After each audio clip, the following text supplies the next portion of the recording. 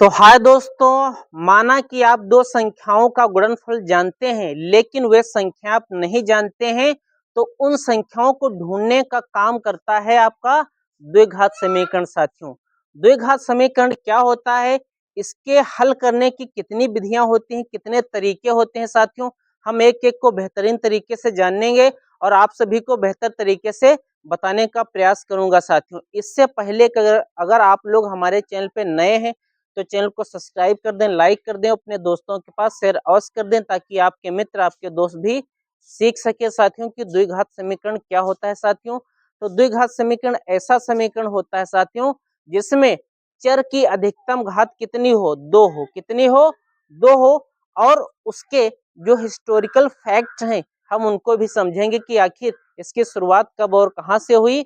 हम बेहतर तरीके से जानने का प्रयास करेंगे। हमारे साथ अंत तक अवश्य बने रहिएगा ताकि मैं आप सभी को बेहतर तरीके से सिखाऊं और आप लोग अच्छे से सीख पाए। साथियों, तो हम एक एक तरीके को बेहतर तरीके से समझेंगे। साथियों, तो क्या है द्विघात समीकरण? द्विघात समीकरण जिस समीकरण में हमने बताया आप सभी को कि चर की अधिकतम घात कितनी हो, अधिकतम घात दो हो। साथियों, कितनी हो, दो हो, उसे हम क्वाड्रिक इक्वेशन या द्विघात समीकरण कहते हैं। क्लियर है यहाँ तक सभी को? आई होप यहाँ तक हमने आपको बेहतर समझा दिया। तो क्या होता है, यहाँ पे इस समीकरण को दिया गया था। क्लियर है? इस समीकरण को द्विघात समीकरण कहते हैं। A x square plus b x plus c equal to 0 होता है। साथियों, जहां पे ए बी और सी है ना, ए बी सी क्या है, रियल नंबर्स हैं। क्या है? वास्तविक संख्या है। रियल नंबर्स का मतलब होता है वास्तविक संख्या है। हमने वास्तविक संख्या, पूर्ण संख्या, भिन्न संख्या, परिमेय संख्या सब पहले चैप्टर में हमने आप सभी को बेहतर तरीके से समझा दिया है। क्लियर है? जहां पे ए का मान 0 के बराबर नहीं होना चाहिए, अगर 0 के बराबर हो जाएगा तो वह समीकरण रैखिक समीकरण हो जाएगा। साथियों, क्लियर है? हमने आपको रैखिक समीकरण बता दिया है। जिन लोगों ने नहीं देखा जाके वीडियो हमारे देखिएगा आप लोग। तो हम बात करेंगे कि द्विघात समीकरण को हल करने के कितने तरीके होते हैं। तो यहाँ पे पहला तरीका आता है आपका गुणनखंड विधि का। किसका? गुणनखंड विधि का।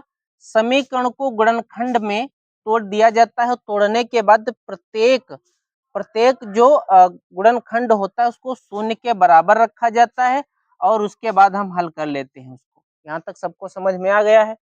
दूसरा पॉइंट ये आता है कि वर्ग पूर्ण, मतलब जो वर्ग पूर्ण करके हम हल कर सकते हैं, यानी समीकरण को एक परफेक्ट स्क्वायर बना लिया जाता है और उसके बाद हम हल कर लेते हैं।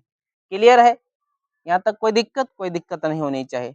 फिर द्विघात सूत्र या श्रीधराचार्य सूत्र से हम इसको हल कर सकते हैं। साथियों, जो कि फार्मूला होता है श्रीधराचार्य सूत्र का, ये फार्मूला होता है x equal to minus b, फिर plus minus under root b square minus 4ac upon 2a, और ये होता है आपका साथियों विवितकर का सूत्र। किसका? विवितकर का सूत्र होता है। तो हमने इसको आपको बेहतर तरीके से समझा दिया है। अब अगर हम बात करें कि मूलों की प्रकृति, अगर d का मान 0 से क्या है, बड़ा है, तो क्या हो जाएगा, मूल वास्तविक होगा। कैसा होगा? वास्तविक होगा। अगर d का ये क्या है, ये d के बराबर है ना, यहाँ पे देख लीजिए, अगर d के बराबर है 0 तो मूल वास्तविक एवं समान होंगे, और अगर d का मान छोटा है किससे, 0 से, तो मूल काल्पनिक एवं असमान होंगे। अब बात आती है साथियों कि इसके हिस्टोरिकल फैक्ट क्या है। ठीक है, तो यहाँ पर हम बात करें, इससे पहले भारतीय गणितज्ञ ब्रह्मगुप्त से पहले, है ना, बेबोलियो निवासियों ने क्या किया था, द्विघात, है ना, सूत्र को गुणनफल के रूप में हल करने का एक तरीका निकाला था इससे पहले। लेकिन उसके बाद में भाई हमारा देश महान है, हमारा देश क्यों पीछे रहने वाला है। तो हमारे देश के भारतीय गणितज्ञ ब्रह्मगुप्त, है ना, 1598 से 1665 ईस्वी में आए और इन्होंने a square plus b x plus c के द्विघात समीकरण को हल करने का सूत्र दिया। साथियों, तो कितनी अच्छी बात है दोस्तों कि हमारे देश में इतने अच्छे अच्छे गणितज्ञ हुए हैं जो कि हमें अच्छी से अच्छी चीजें उन्होंने बताया कि किस तरीके से किसी भी सवाल को हल कर सकते हैं। साथियों, इसके बाद क्या हुआ, जब ये वाला ये जो फार्मूला था इनका, जब इससे कुछ ऐसे सवाल थे जिनको हल करना मुश्किल हुआ, तो बाद में हमारे गणितज्ञ कौन आए, श्रीधराचार्य आया, है ना, 1025 ईस्वी में।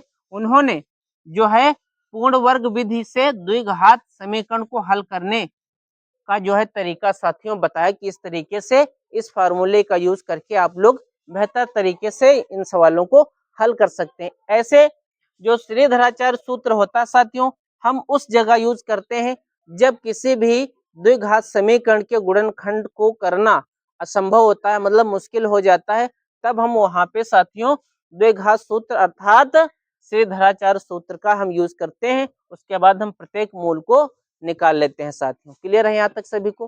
किसी प्रकार की कोई दिक्कत नहीं होनी चाहिए। हमने यहाँ तक सभी को अच्छे समझा दिया है। अब हम बात करेंगे प्रश्नावली 4A के जितने भी क्वेश्चन बनने वाले हैं साथियों, है ना, हम सभी को एक एक को बेहतर तरीके से आप सभी को समझा देंगे। एनसीईआरटी हम साथियों क्लियर करेंगे। तो साथियों अब हम शुरुआत करेंगे प्रश्नावली 4A के पहले सवाल से। पहला सवाल क्या कहता है साथियों? पहला सवाल यह कहता है, और पहले पॉइंट में ये भी उसने कहा है कि जांच कीजिए कि क्या निम्न द्विघात समीकरण है। तो हमें ये पता करना पड़ेगा कि पहले हम जानेंगे कैसे कि द्विघात समीकरण होगा कैसे। तो वो तरीका क्या होता है साथियों कि अगर द्विघात समीकरण हमने क्या बताया कि एक्स स्क्वायर प्लस का बी एक्स, है ना, प्लस का बी एक्स और प्लस का सी इक्वल टू 0 अगर इस रूप में आ जाता है, बात समझ पा रहे हो, अगर इस रूप में आ जाता है हल करने के बाद तो हम कह देंगे कि दिया गया समीकरण द्विघात समीकरण है। अगर इस रूप में नहीं आता है तो हम कह देंगे कि दिया गया समीकरण द्विघात समीकरण नहीं है साथियों। तो हल करते हैं इसको, है ना। समीकरण एक को अगर हम क्वेश्चन एक को हल करेंगे तो देखो ये क्या है, ए है ए प्लस बी का whole of square. A plus b का होल ऑफ स्क्वायर साथियों क्या होता है, ये यहाँ पर होता है ए प्लस बी का होल ऑफ स्क्वायर बराबर क्या होता है, अगर हम देखें तो ये होता है ए प्लस, है ना, a square plus b square, a square plus b square plus क्या होता है 2ab। ये फार्मूला होता है ए प्लस बी का होल ऑफ स्क्वायर। क्लियर है? तो हम इस फार्मूले में खोलेंगे, जब खोलेंगे तो क्या बनेगा, यहाँ पे देख लीजिए ए बनेगा, यहाँ पे कितना है, यहाँ पे बनेगा एक्स का स्क्वायर प्लस 1 का स्क्वायर। क्लियर है? और प्लस का बनेगा 2x। कोई दिक्कत? कोई दिक्कत नहीं। बराबर यहाँ कितना बनेगा, यहाँ बनेगा आपका 2x और माइनस का कितना बनेगा 2 तिया 6 बन जाएगा। क्लियर है? अगर हम देखें तो इससे इसको तो काट देंगे जब इधर ये आएगा। अगर ये देखें तो यहाँ पर है एक्स स्क्वायर और यहाँ पर है कितना प्लस का 1 और ये इधर आ जाएगा तो कितना हो जाएगा भैया प्लस का 6 बराबर कितना 0। कोई दिक्कत? कोई दिक्कत नहीं होनी चाहिए। तो ये है भैया आपका एक्स का स्क्वायर और प्लस का कितना है 7 बराबर 0। तो क्या ये दो घात समीकरण है? तो कुछ बच्चे बोल देंगे कि सर जी नहीं है, इस रूप में नहीं दिया है। बिल्कुल भैया दिया नहीं, लेकिन यहाँ पर अगर हम देखें तो ये वाला फॉर्म कौन सा है, ए वाला यहाँ पर दे दिया है पहले से ए का, है ना, जैसे यहाँ पर एक्स का गुणांक ये है तो इसका गुणांक 1 हो गया। यहाँ पे क्या है, यहाँ पे बी एक्स, तो इसमें क्या है, इसमें एक्स का गुणांक बी होना चाहिए, लेकिन ये जो एक्स का गुणांक है वो क्या है, इसमें 0 दिया है और सी इसमें ऑलरेडी आपको 7 दिया है। तो हम लिख सकते हैं, क्या लिखेंगे, अतः यह समीकरण a x square plus b x plus c के रूप में, है ना, प्लस सी के रूप में है, तो हम लिख देंगे, है ना, लिख देंगे अतः यह क्या है, अतः यह द्विघात समीकरण है, अतः यह द्विघात समीकरण है। ठीक, हम ये चीज लिख देंगे। कोई दिक्कत नहीं होनी चाहिए साथियों। इसी तरीके से अब हम दूसरा सवाल देख लेंगे। तो दूसरा सवाल देख लीजिए भैया। तो यहाँ पर क्या है, ये एक्स स्क्वायर है, इसको हल कर ले, है ना, हल करने से पहले ये लिख लिया जाता है। और फिर कितना यहाँ पर 2x और इधर कितना हो जाएगा, ये माइनस हो जाएगा आपका 6, क्योंकि ये माइनस है और ये प्लस है। ठीक है, तो यहाँ पर माइनस का 6 हो जाएगा और ये माइनस माइनस कितना हो जाएगा प्लस का 2x। कोई दिक्कत? अब देखो यहाँ पर है ये एक्स स्क्वायर और ये माइनस का था, ये इधर का हो जाएगा माइनस, तो ये हो जाएगा 4x। कोई दिक्कत? क्योंकि 2 ये था माइनस का, ये इधर आएगा तो माइनस का हो जाएगा तो 4 हो जाएगा। और ये माइनस का 6 था, इधर आएगा तो प्लस का 6 बराबर 0। क्या ये इस रूप में लिखा भैया? तो लिखा है। तो हम कह देंगे अतः यह क्या है, द्विघात समीकरण है। क्या है? द्विघात समीकरण है। क्यों है? क्योंकि यह x square plus b x plus c के रूप में है, इसलिए यह द्विघात समीकरण है साथियों। क्लियर है? ठीक है, अब हम सवाल नंबर 3 देख लेते हैं। सवाल नंबर 3 क्या है यहाँ पे देख लेंगे भैया। इसकी इससे गुणा करोगे तो ये बनेगा यहाँ पे 2x²। फिर इसकी इससे गुणा करोगे तो बनेगा प्लस का x। फिर इससे इसकी गुणा करोगे तो बनेगा 4x। इसकी इससे गुणा करोगे तो माइनस का बनेगा 2। इधर किससे गुणा करोगे तो ये x² हो जाएगा और ये हो जाएगा इधर 5x। कोई दिक्कत? कोई दिक्कत नहीं। अब अगर देखें हम, ये हो जाएगा भैया आपका 2x²। और इधर देखो कितना बचेगा, इसको इधर ले आओगे तो ये माइनस का हो जाएगा। ये कितना है, ये है यहाँ पे 4 से 1 निकल जाएगा तो माइनस का 3x बचेगा। और ये इधर आ जाएगा माइनस का 5x। और ये इधर कितना था, माइनस का 2 बराबर 0। अब देखो यहाँ पर कितना है, 2x² और इधर कितना है ना, 2 से 1 निकल जाएगा तो यहाँ बचेगा 1x²। यहाँ 3 है, यहाँ 5 है तो कितना बचेगा, ये 8x। और यहाँ ये माइनस का 2 बराबर 0। तो ये भी किस रूप में है, ax² plus bx plus c के रूप में है। तो हम कह सकते हैं अतः, है ना, कह सकते हैं अतः यह क्या है, यह द्विघात समीकरण है। क्या है, यह द्विघात समीकरण है। यह बात हम कह देंगे साथियों। क्लियर है सभी को? यहाँ तक कोई दिक्कत? कोई दिक्कत नहीं होनी चाहिए साथियों। हमने आपको बेहतर तरीके से समझा दिया है। क्यों है, क्योंकि यह ax² plus bx plus c के रूप में दिया हुआ है। ठीक है, तो यह द्विघात समीकरण है। तो इस तरीके से इस प्रकार के जितने सवाल बनेंगे साथियों, वो अपने आप कर लीजिएगा। ठीक है, मैं अब अगले सवाल की तरफ बढ़ता हूँ, है ना, जो कि ज्यादा और बहुत ही अच्छे और बहुत ही इंपॉर्टेंट है साथियों। तो इस तरीके के सवाल मुझे लगता है कि आप लोग कर लेंगे बेहतर तरीके से। बाकी हम आप सभी को बता भी देंगे। ठीक है, तो हम इसके नेक्स्ट सवाल की तरफ बढ़ते हैं साथियों। सवाल नंबर 4 देखिए क्या कहता है। सवाल नंबर 4 कहता है, यहाँ पे देखो a प्लस बी का होल क्यूब दिया है। तो इसमें ये जो फार्मूला हमने लिखा है इसमें आप लोग डाल दीजिएगा। तो यहाँ पर कितना हो जाएगा, एक्स क्यूब प्लस का कितना हो जाएगा, 8 हो जाएगा। और यहाँ पर प्लस का 3 इंटू कितना हो जाएगा, एक्स इंटू कितना हो जाएगा, 2। फिर अंदर कितना रहेगा, एक्स प्लस का 2 हो जाएगा। क्लियर है? कोई दिक्कत है? कोई दिक्कत नहीं। तो यहाँ पर 2x इसके अंदर गुणा करोगे तो क्यूब बनेगा। और ये कितना बनेगा, 2x बन जाएगा। कोई दिक्कत? कोई दिक्कत नहीं। तो यहाँ पर हो जाएगा एक्स क्यूब प्लस का कितना हो जाएगा, 8। और प्लस का कितना हो जाएगा, ये हो जाएगा 6x। और अंदर कितना रहेगा, x प्लस 2। और इधर कितना रहेगा भैया, इधर 2x³ और इधर कितना हो जाएगा, माइनस का 2x। कोई दिक्कत? कोई दिक्कत नहीं होनी चाहिए साथियों। तो यहाँ पर देखेंगे अगर हम इसको करेंगे तो ये हो जाएगा क्यूब और प्लस का हो जाएगा ये 8। और ये कितना हो जाएगा, 6x² हो जाएगा। प्लस का हो जाएगा 6 दूनी 12x। और इधर कितना हो जाएगा, 2x³ हो जाएगा माइनस का 2x। क्लियर है? तो यहाँ पर देखो 6 है और यहाँ पर ये है ना। तो यहाँ पर हम लेके जब आएंगे तो ये हो जाएगा क्यूब, ये हो जाएगा माइनस का 2x³ और प्लस का कितना हो जाएगा, 6x², है ना। और प्लस का हो जाएगा 12x। और इधर ले आएंगे तो ये हो जाएगा आपका प्लस का 2x। और प्लस का कितना रहेगा, 8 बराबर 0। कोई दिक्कत है? कोई दिक्कत नहीं होनी चाहिए साथियों। यहाँ तक कोई दिक्कत? तो हम क्या करेंगे, अब इधर लगा देंगे। तो देखो यहाँ से 2 से 1 निकलेगा तो कितना हो जाएगा यहाँ पे x³ माइनस का।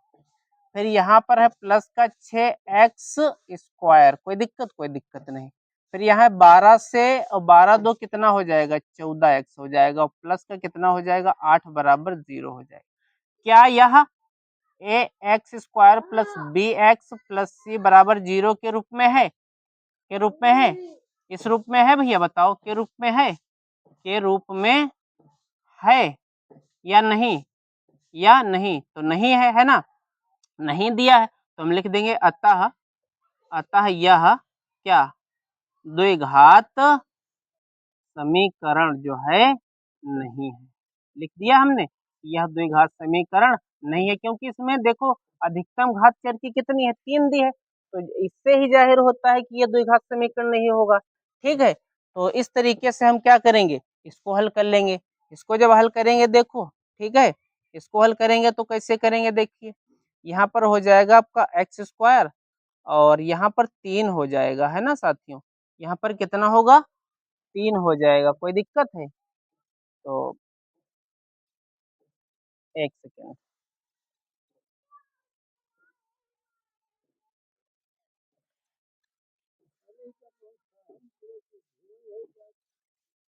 अरे मारे हल्ला कार्य में क्या हो तेरे पागल।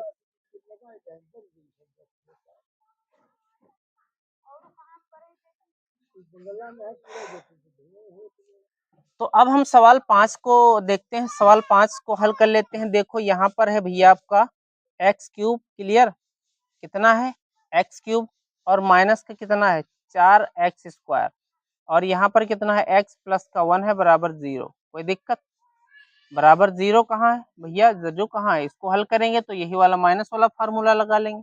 तो यहाँ पर a क्यूब हो जाएगा, और इधर कितना हो जाएगा भैया आपका, इधर रहेगा 8 रहेगा आपका, और फिर माइनस का 3 × x, और इधर कितना हो जाएगा आपका 2, और इधर कितना रहेगा x माइनस का 2। कोई दिक्कत, कोई दिक्कत नहीं।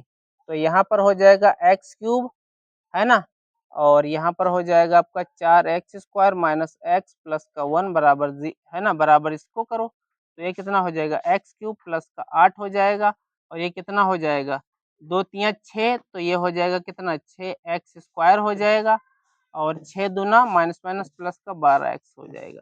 कोई दिक्कत है भैया, तो इससे तो इसको हम काट दिया आसानी से, कोई दिक्कत है, कोई दिक्कत नहीं। तो यहाँ पर देखो भैया माइनस का 4x, और ये इधर आ जाएगा तो ये प्लस का हो जाएगा, तो ये हो जाएगा आपका 2x², क्लियर है। यह है 12, 12 से हम क्या करेंगे, इधर आ जाएगा तो माइनस 12 प्यारा x हो जाएगा।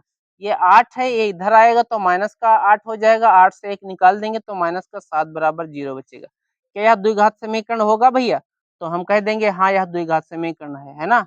अतः यह क्या है, यह द्विघात समीकरण है, ठीक है, यह द्विघात समीकरण है। क्यों, क्योंकि यह ax² plus bx plus c बराबर 0 के रूप में है, इसलिए यह द्विघात समीकरण है साथियों, क्लियर है। अब 6 नंबर सवाल देख लेते हैं।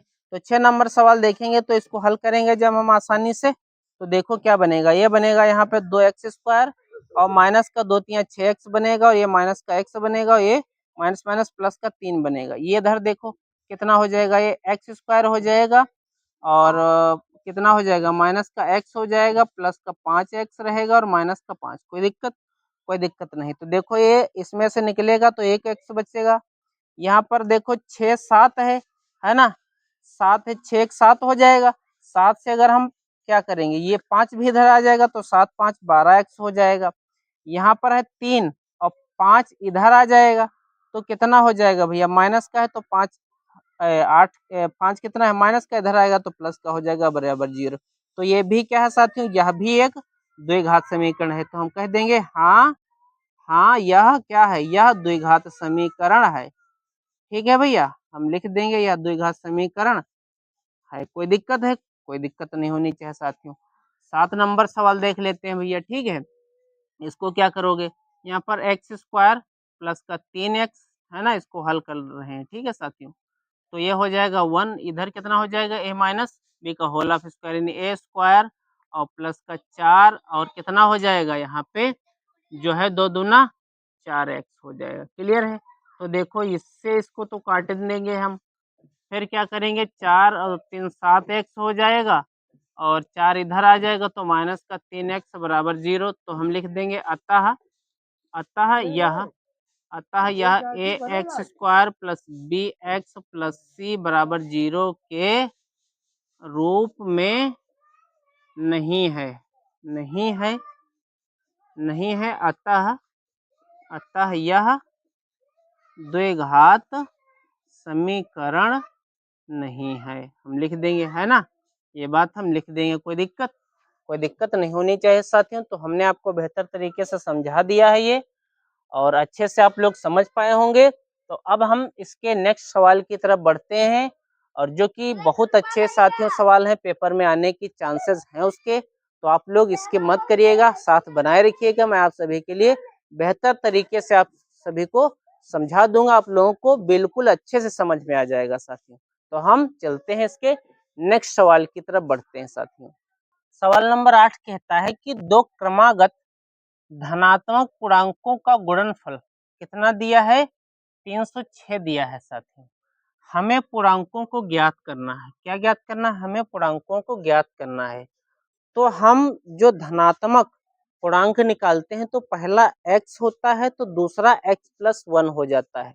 अगर हमें 3 निकालना हो तो x+3 हो जाएगा, है ना, सॉरी x+2 हो जाएगा। क्लियर है यहाँ तक। इसी तरीके से हम निकालते रहेंगे। अगर हमें सम निकालना हो तो x फिर x+2, है ना। इस तरीके से अगर 2 निकालने हो, 2 अगर दिए हो तो इस तरीके से हम उनको आगे बढ़ाते रहेंगे और हम निकाल लेंगे। तो साथियों इसको कैसे निकालेंगे देख लेते हैं, इसको हल करेंगे, ठीक है। तो हम हल करेंगे तो क्या करेंगे, मान लें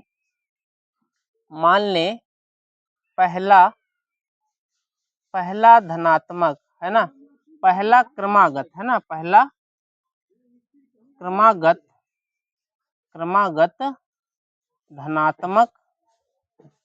धनात्मक पूर्णांक, है ना। हम क्या करेंगे, ये मान लेंगे। तो हम क्या मान लेंगे, x। क्लियर है। और दूसरा हम क्या मानेंगे साथियों, यहाँ पर देख लीजिएगा, दूसरा हम मानेंगे, दूसरा क्रमागत धनात्मक पूर्णांक क्या हो जाएगा, यहाँ पर हो जाएगा x+1 हो जाएगा। क्लियर है। कोई दिक्कत नहीं है साथियों। तो अब हम क्या करेंगे, अब हम देखेंगे प्रश्नानुसार की प्रश्न क्या कहता है साथियों, है ना। जब हम प्रश्नानुसार देखेंगे तो उसने कहा था कि इनका गुणनफल कितना दिया है ना। तो दोनों हम लिख देंगे यहाँ पे, दोनों क्रमागत, है ना, धनात्मक पूर्णांकों, है ना, पूर्णांकों का गुणनफल कितना दिया है देख लीजिए यहाँ पे, है ना। गुणनफल कितना दिया है ना, गुणनफल, ठीक है, वो कितना दिया, 306 दिया है। क्लियर है। तो पहला क्या था, यहाँ पे पहला था x, दूसरा x+1 था। क्लियर है। ठीक है, कोई दिक्कत है। ये कितना दिया है, 306 दिया है। तो इसको हम करेंगे तो ये बनेगा आपका x² और प्लस का बनेगा यहाँ पे x, और ये इधर आएगा तो माइनस का हो जाएगा 306 बराबर ये 0। अगर यहाँ तक देखें हम तो सिर्फ ये कहता था कि निम्न स्थितियों को द्विघात समीकरण के रूप में हमें लिखना है साथियों, ठीक है। लेकिन यहाँ पे ये भी कह दिया उसने अब कि हमें पूर्णांकों को ज्ञात करना है। क्या ज्ञात करना है, पूर्णांकों को ज्ञात करना है। तो उसको ज्ञात करने के लिए हमें क्या करना पड़ेगा, 300 के ऐसे 2 गुणनखंड निकालने पड़ेंगे जो कि जोड़ने पर हमें क्या प्राप्त हो, 1 प्राप्त हो, घटाने पर, है ना, घटाने पर, जोड़ने या घटाने पर जो हमें क्या प्राप्त हो, 1 प्राप्त हो, है ना, x, और गुणा करने पर हमें 306 प्राप्त हो। तो 306 का अगर हम फैक्टर करेंगे तो एक 18 बनेगा और एक बनेगा 17। तो अगर हम 18 से 17 निकालेंगे तो भैया एक बच जाएगा। अगर गुणा करेंगे इनकी तो 306 ही बनेगा। कितना बनेगा, 306 ही बनेगा। आप लोग कर लीजिएगा, ठीक है। तो इसको हम क्या करेंगे, यहाँ पर इसके गुणनखंड करेंगे तो ये हो जाएगा आपका x² प्लस यहाँ पर ये हो जाएगा 18x और माइनस का हो जाएगा 17x और माइनस का कितना हो जाएगा 306 बराबर 0। कोई दिक्कत नहीं। दोनों में क्या करो, कॉमन निकाल लीजिए। तो यहाँ पे देखो x कॉमन मिलता है। कॉमन का मतलब जो दोनों में मिलता हो। तो यहाँ पर x और कितना बचेगा, प्लस का 18, यहाँ पे माइनस का 17। तो x 17 से इसको भाग करोगे तो माइनस माइनस प्लस कितना हो जाएगा, यहाँ पे 18 बराबर 0। अब हमने क्या बताया था कि हम प्रत्येक जो है शून्य जो आपका पद दिया होता है उसको 0 के बराबर करते हैं। तो x प्लस 18 बराबर 0। तो x है ना, दोनों को पहले एक साथ कर लीजिएगा। एक को इसको में कर लीजिएगा, एक को इससे कर लीजिएगा, ठीक है भैया। एक ब्रैकेट में x प्लस 18, एक ब्रैकेट में x माइनस 17। क्लियर। आप सबको 0 के बराबर कर दीजिए, ठीक है। तो हम 0 के बराबर जब करेंगे तो क्या हो जाएगा, यहाँ पे x प्लस 18 बराबर 0। तो x बराबर कितना हो जाएगा, माइनस का 18। और हम कभी भी माइनस का मान नहीं लेते, ठीक है, माइनस का मान नहीं लिया जाता है। तो x माइनस 17 बराबर 0। तो x बराबर कितना हो जाएगा, 17। तो हम 17 ले लेंगे, ठीक है। हम क्या करेंगे, 17 ले लेंगे। तो दूसरा शून्य क्या हो जाएगा, तो हम लिख देंगे पहला, है ना।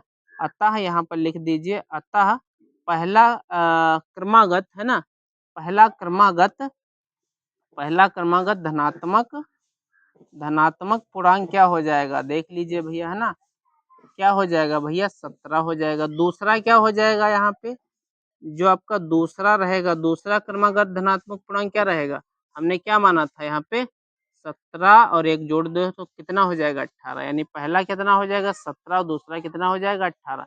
तो ये पूर्णांक साथियों आ गए। तो आई होप आप लोगों को बेहतर समझ में आया होगा। तो आप लोग अपना प्यार और स्नेह और साथ जरूर बनाए रखिएगा। मैं आप सभी के लिए बेहतर से बेहतर जो है कंटेंट लेके आ रहा हूं। आप लोग स्किप मत करें, वीडियो को लाइक जरूर करें। साथियों अब हम सवाल बढ़ते हैं 9 की तरफ। हम साथियों सवाल नंबर 9 की ओर आ चुके हैं। सवाल नंबर क्या है 9 और कितना इम्पोर्टेंट है साथियों, ये बहुत ही इम्पोर्टेंट है साथियों, ठीक है, इम्पोर्टेंट है। क्या कहता है सवाल कि एक रेलगाड़ी 480 किलोमीटर की दूरी समान चाल से तय करती है। यदि रेलगाड़ी की चाल 8 किलोमीटर प्रति घंटा कम होती तो वह उस दूरी को तय करने में 3 घंटे अधिक लेती। हमें रेलगाड़ी की क्या ज्ञात करना है, चाल ज्ञात करना है। क्या ज्ञात करना है, चाल ज्ञात करना है साथियों। तो आप लोग डरिए मत, सवाल बहुत बढ़िया है, बहुत आसान है, आप लोग लगा लेंगे, ठीक है। तो हम क्या करते हैं यहाँ पर मान लें, ठीक है, मान लें रेलगाड़ी की चाल है ना भैया, रेलगाड़ी की चाल मान लेते हैं। क्या मान लेंगे भैया, x किलोमीटर प्रति घंटा हम मान लेंगे, ठीक है। रेलगाड़ी की चाल हमने क्या मान ली, x किलोमीटर प्रति घंटा, ठीक है भैया। अब यहाँ पे हम लिखेंगे भैया प्रश्नानुसार। क्या लिखेंगे, प्रश्नानुसार जब हम लिखेंगे साथियों तो वो क्या हो जाएगा, यहाँ पे अगर हम देखेंगे तो क्या हो जाएगा, है ना, लिख देंगे कि 480 किलोमीटर 480 किलोमीटर की दूरी को तय करने में लगा समय, है ना, लगा समय किसके द्वारा, रेलगाड़ी द्वारा 480 किलोमीटर की दूरी को तय करने में कितना समय लग रहा है भैया, तो हम समय निकालेंगे। तो दूरी बराबर दूरी बटे कितना होता है 480, ये दूरी है, और समय मतलब नीचे क्या जाएगा, चाल आ जाएगा। तो चाल हमने मान लिया भैया x, ये कितना हो जाएगा भैया यहाँ पे घंटा। क्लियर है, कोई दिक्कत है, कोई दिक्कत नहीं होनी चाहिए साथियों, ठीक। 480 किलोमीटर की दूरी को तय करने में लगा समय किसके द्वारा, रेलगाड़ी के द्वारा, ठीक है। अब हम क्या करेंगे, अब हमें कहता है कि यदि उसने क्या कहा था कि यदि रेलगाड़ी की चाल 8 किलोमीटर प्रति घंटा कम हो, है ना, तो हम लिख देंगे यदि यदि रेलगाड़ी की चाल यदि रेलगाड़ी की चाल क्या हो, 8 किलोमीटर प्रति घंटा क्या हो, कम हो तब क्या होगा, तब साथियों यहाँ पर हो जाएगा, तब कितना होगा 480 किलोमीटर की दूरी को, है ना, दूरी को तय करने में लगा समय बराबर दूरी कितनी है 480 है। लेकिन अब हमें क्या, चाल में 8 किलोमीटर प्रति घंटा कम करना है, यानी कि हम कह सकते हैं x माइनस 8। क्लियर है, किलोमीटर प्रति घंटा ये बात बनेगी। तो यहाँ पर कितना हो जाएगा x माइनस 8। क्लियर है, ये कितना हो जाएगा घंटा। कोई दिक्कत नहीं। तो यहाँ पर हम यह कह देंगे, देख लीजिएगा भैया 480 बटे x, कोई दिक्कत नहीं होनी चाहिए साथियों, माइनस का 8 यानी जो कम हमने किया था। अब यहाँ पर कितना है देखो, यहाँ पर है 480 बटे x, तो ये वाली 3 घंटा क्या कर देती है, 3 घंटा समय अधिक ये वाला ले लेता है, बात समझ पा रहे हो। तो हम क्या करेंगे, इसमें भी 3 घंटा जोड़ देंगे तो बात बन जाएगी साथियों। क्लियर है, यहाँ तक क्लियर, कोई दिक्कत। तो हम क्या करेंगे, अब इसको इधर ले आएंगे। तो यहाँ पर 480 बटे x माइनस 8 और ये इधर आ जाएगा, तो 480 बटे x बराबर इधर कितना 3। अब ऊपर अगर हम देखें तो कितना मिलता है, यहाँ पे देखें तो भैया यहाँ पे कॉमन मिलता है 480। कितना मिलता है 480, कॉमन निकाल लेंगे। जब हम कॉमन निकाल लेंगे तो यहाँ पर बचेगा क्या, 1/x माइनस 8 बचेगा, और माइनस का 1 बटे x बचेगा, बराबर इधर कितना बचेगा 3। कोई दिक्कत नहीं। तो अगर हम इसको काटेंगे तो 16 तिया कितना होता है 48 होता है, मतलब 160 आ जाएगा। कितना 160।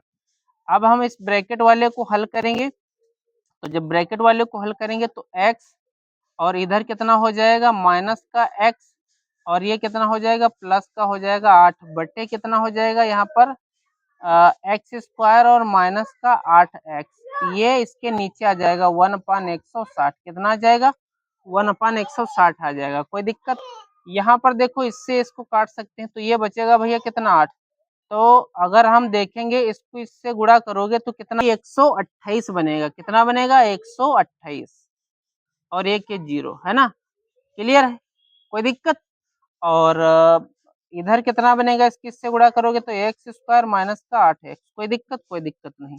तो इसको उधर ले जाओगे तो यहाँ पर एक्स स्क्वायर माइनस का 8x और माइनस का कितना हो जाएगा? 1280। कोई दिक्कत? कोई दिक्कत नहीं। ये हमने यहाँ पे बना दिया है इसको। ठीक है भैया। तो अब हम क्या करेंगे? इसके गुणनखंड निकाल लेंगे। इधर निकाल लेते हैं। ठीक है भैया, इधर निकाल लेंगे। तो कितना था यहाँ पे? एक्स स्क्वायर माइनस 8x और माइनस का कितना? 1280 बराबर 0। तो हम इसके ऐसे दो गुणनखंड करेंगे कि हमें घटाने पर 8 प्राप्त हो जाए और गुणा करने पर हमें 1280 प्राप्त हो जाए। तो अगर हम 40 और 32 की अगर हम गुणा करें तो क्या बनेगा? देखो 2 चक्कू 8 और ये कितना बनेगा? 3 चक्कू 12 0। क्लियर? लेकिन हमें ये प्लस का लेना, ये माइनस का, तभी जाके 40 से अगर 32 निकालेंगे तो हमें क्या प्राप्त होगा? यहाँ पे माइनस का 8 प्राप्त होगा। यानी माइनस के सॉरी हमें क्या लेना है? 40 लेना है और प्लस के हमें कितना लेना है? 32। ठीक। तो हम क्या कर देंगे इसको? यहाँ पर देखो एक्स स्क्वायर और माइनस का 40x और प्लस का 32x और माइनस का 180 बराबर कितना? 0। कोई दिक्कत? कोई दिक्कत नहीं। अब इसमें कॉमन उठा लीजिए तो यहाँ पर x माइनस 40। क्लियर? और यहाँ पर कितना? यहाँ पर हो जाएगा भैया प्लस का 32 और यहाँ पे रहेगा आपका x, है ना। और यहाँ पर कितना हो जाएगा? x और यहाँ पे कितना हो जाएगा? माइनस का 40 बराबर 0। तो एक ब्रैकेट में x माइनस 40 रहेगा और एक ब्रैकेट में x प्लस का 32 रहेगा बराबर 0। तो इसको 0 के बराबर करोगे तो x बराबर, है ना, ये 40 था भैया, ये 40 था, तो इसको 0 के बराबर करोगे तो x बराबर ये 40 आ जाएगा भैया। ठीक है, यही आपका आंसर बनेगा। और x प्लस का जो 32 है बराबर 0, तो x बराबर माइनस का 32, ये नहीं लिया जाएगा भैया। माइनस में थोड़ी आ सकती है चाल, है ना, तो प्लस में चाल आएगी। तो हम कह देंगे क्या? अतः रेलगाड़ी की चाल यहाँ पर लिख देंगे। अतः रेलगाड़ी की चाल क्या हो जाएगी साथियों? वो हो जाएगी भैया आपका 40 किलोमीटर प्रति घंटा। कितनी हो जाएगी? 40 किलोमीटर प्रति घंटा हो जाएगी साथियों। तो हमने आपको बेहतर तरीके से समझाया है, किसी प्रकार की कोई दिक्कत नहीं होगी आपको। हमने एक एक पॉइंट अच्छे से समझाया है साथियों, आप लोगों को बेहतर समझ में भी आया होगा। तो अब हम साथियों सवाल नंबर बढ़ते हैं 10 की तरफ। सवाल नंबर 10 क्या कहता है?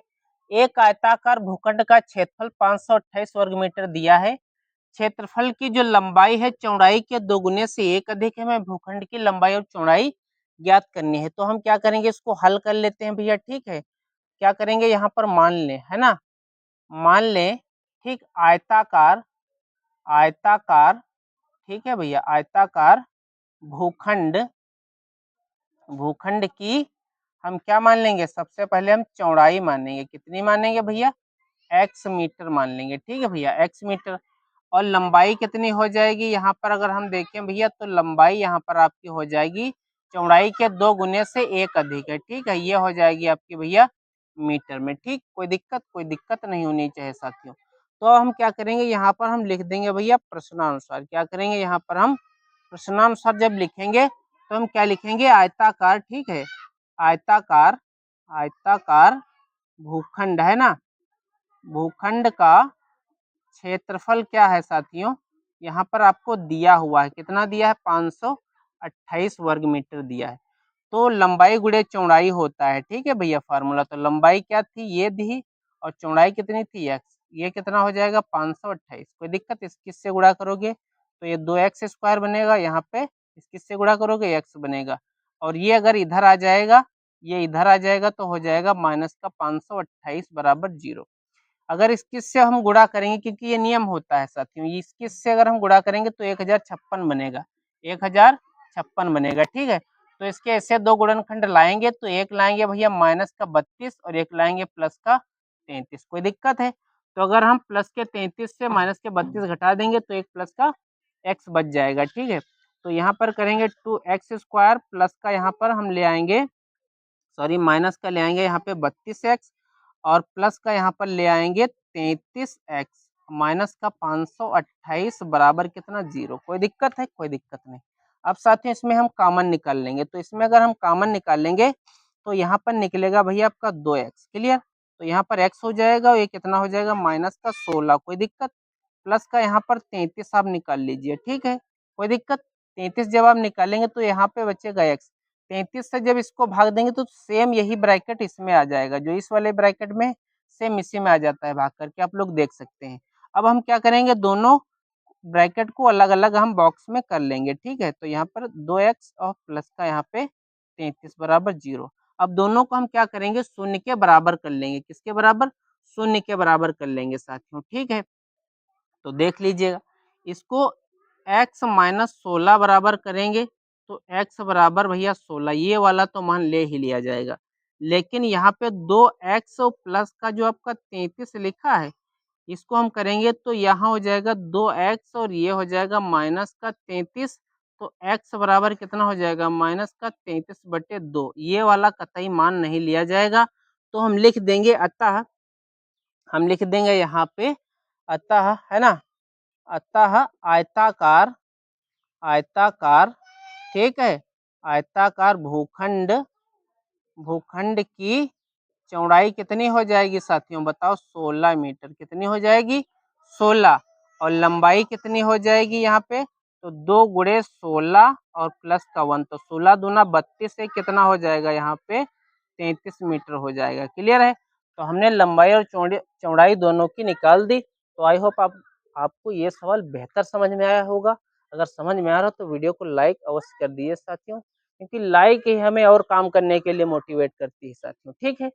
तो अपना जोश बनाए रखिए, पावर बनाए रखिए, और मैं इस तरीके से आपको बेहतर तरीके से समझाता रहूंगा साथियों। अब हम सवाल नंबर इसके 11 की तरफ बढ़ते हैं। तो साथियों सवाल नंबर 11 क्या कहता है, आज की इस अभ्यास का लास्ट सवाल है साथियों। कहता है कि रोहन की माँ उससे 26 वर्ष बड़ी है, यानी जो रोहन है उससे उसकी जो माँ है वो 26 वर्ष बड़ी है। उनकी आयु का गुणनफल अब से 3 वर्ष पश्चात कितना हो जाएगा, 360 हो जाएगा। मतलब उनकी जो उम्र है वो कितनी हो जाएगी, उनका जो गुणनफल है 3 वर्ष पश्चात 360 हो जाएगी, ठीक है। हमें रोहन की वर्तमान आयु ज्ञात करना है। क्या करना है हमें? रोहन की वर्तमान आयु ज्ञात करना है साथियों। तो हम क्या करेंगे, यहाँ पे हल करेंगे, ठीक है। यहाँ पे क्या करेंगे, हल कर देंगे, ठीक है भैया। तो क्या करेंगे, यहाँ पर मान लें, ठीक है, मान लें, ठीक है, मान लें रोहन, ठीक है, रोहन की वर्तमान, ठीक है, वर्तमान आयु, है ना, ये हमें मानना पड़ेगा, ठीक है। हमने कितनी मानी, x वर्ष। कोई दिक्कत? कोई दिक्कत नहीं है साथियों। और रोहन की माँ की आयु है ना, और माँ की वर्तमान आयु क्या हो जाएगी अगर हम देखें, ठीक है भैया, तो वो हो जाएगी आपकी यहाँ पे कितनी हो जाएगी, x प्लस 26 हो जाएगी। कितनी हो जाएगी, x प्लस 26 वर्ष हो जाएगी, है ना। यह रोहन से बड़ी है 26 साल। तो हम क्या करेंगे, इसमें 26 जोड़ेंगे ही तो तभी तो जाके बात बनेगी भैया। अब क्या कहा है, अब उसने कहा है कि 3 वर्ष पश्चात, है ना, 3 वर्ष पश्चात, ठीक। तो आप देख लो, ठीक, 3 वर्ष पश्चात किसकी, रोहन की आयु, ठीक है भैया। रोहन की आयु क्या हो जाएगी यहाँ पर अगर हम देखें तो ये हो जाएगी x प्लस का 3, ठीक है भैया, वर्ष। कोई दिक्कत? कोई दिक्कत नहीं। और माँ की अगर हम देखें तो कितनी हो जाएगी, माँ की आयु कितनी हो जाएगी यहाँ पे अगर हम देखें तो भैया हो जाएगा x प्लस 26 थी प्लस 3 इसमें और ऐड हो जाएगी, तो ये कितनी बन जाएगी भैया, हो जाएगी x प्लस की 29 हो जाएगी। बात समझ पा रहे हैं यहाँ तक? कोई दिक्कत? कोई दिक्कत नहीं। अब उसने क्या कहा था कि उनकी आयु का गुणनफल कितना हो जाएगा, 360 हो जाएगा, है ना। तो अब हम क्या करेंगे, अब भैया हम प्रश्नानुसार हल कर लेंगे, ठीक है। क्या करेंगे, प्रश्नानुसार हल कर लेंगे।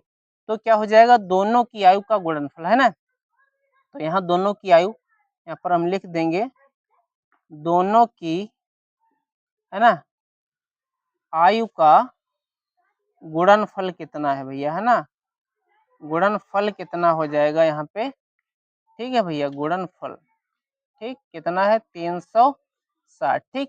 तो यहाँ पर पहले कितना था भैया, देखो दोनों की आयु का गुणनफल 3 वर्ष पश्चात, तो यहाँ पर भैया है आपका x+3 और इधर कितना है x प्लस का आपका 29। कोई दिक्कत, कोई दिक्कत नहीं भैया, इधर है 360, क्लियर है भैया, कोई दिक्कत नहीं होनी चाहिए। तो इससे हम गुणा करेंगे तो यहाँ बनेगा आपका x² और यहाँ भैया आपका बनेगा 29x और यहाँ बनेगा आपका 3x और प्लस का, है ना, तो इससे गुणा करेंगे तो यह बनेगा 9×3 = 27, सॉरी, ठीक है, 9×3 = 27 और 2×3 = 6, 6 और 2 कितना होता है यहाँ पे 8, 87 बन जाएगा, क्लियर।